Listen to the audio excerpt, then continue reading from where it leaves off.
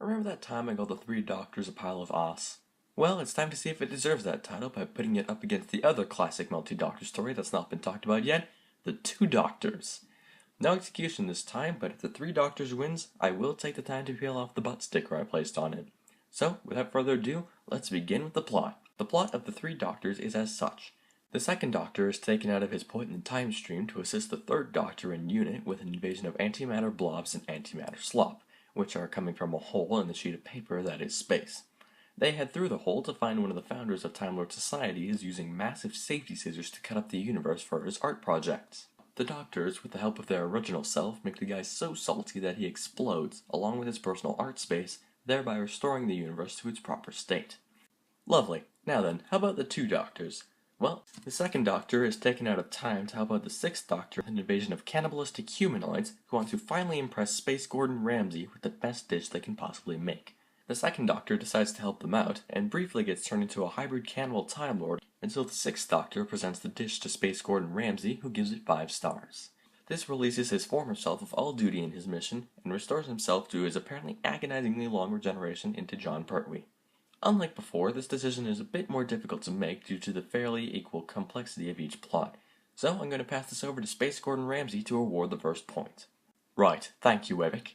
This has so much salt in it that car companies use it to film adverts. In addition, this one actually knows how to write a good supporting character in the form of the cannibal cooks. We want to root for them, but we know that cannibalism is a bit wrong, so we're kinda conflicted, and that makes them seem more real. Also, the Brigadier is a bit of an arse in this one. Point goes to the Two Doctors. Thank you, Gordon, I was just about to mention that. And now I can, as we've moved on to side characters. The Three Doctors has the typical unit staff, who are mostly well written, aside from the Brigadier at times. I just don't get why he's so adamantly refusing of the idea that multiple Doctors can show up to a place at once. I mean, I might be out to lunch here, but don't most people cross timelines every now and again? Hey, you're gonna want to move to the left a bit? Oh, thanks. Alright, see ya. Later, man. As I was saying, the Time Lords shown in the story are mostly alright, though I'd have preferred more ominous music and set design, and maybe even having them be filled in black and white, just like the war games, to keep with the theme of being minimalist and creepy all the time. The Two Doctors, on the other hand, has very few side characters so as to give us more time to connect with them and their food-based struggle. That being said, I would like an explanation as to why the one with the egg-shaped head was colored Vogan blue of all colors, while the other two are more of a Vsauce 2 blue. At least in the Three Doctors, all the characters were a nice consistent white, and only strayed from that about a quarter of a shade. All things considered here, I'm going to have to give the point to the Three Doctors for at least having consistency in the skin colors of its characters. I did find the chef characters a bit more enjoyable to watch, but that color discrepancy was just the most jarring thing. Next up, villains. The Three Doctors has this ancient, art-devoted demigod who could potentially rip you to shreds with his mind. The Two Doctors, on the other hand, lovely villain. He's an excellent cook, can confirm, and as long as you don't piss him off, he's a good guy.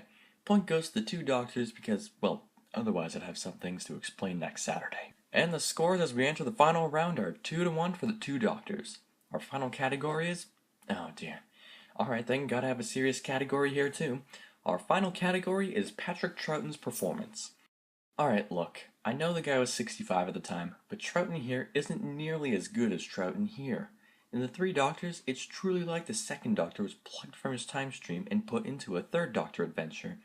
In the Two Doctors, it's much more obvious how much time has passed since he was in the role. I'm gonna have to give the point to the Three Doctors here, but that's not without understanding of the circumstances. And with that over, it appears we have a tie. Alright, you know what? I'll take off half the butt sticker. Don't forget to click below to subscribe to the Scarosian Filmmakers YouTube channel.